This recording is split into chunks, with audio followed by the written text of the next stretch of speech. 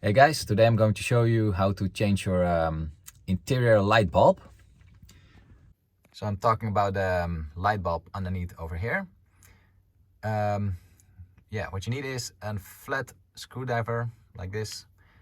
And what you first want to do is turn this thing around like so. So you have a bit more space. Then you put the flat screwdriver underneath here and just, pull it towards you like this. Oh. Yep, there we go.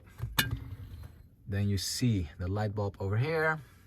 Don't just try to pull it out because it's kind of stuck. So what you want to do is pull this thing down and there we go.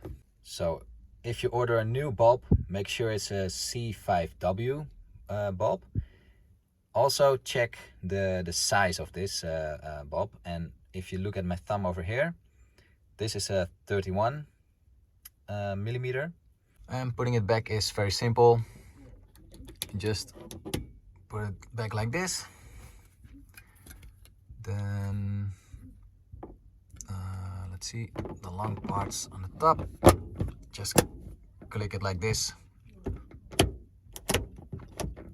and we're good. So if this video helped you out, you can help me out by pressing on that like button, and I'm happy to see you in the next one. Bye.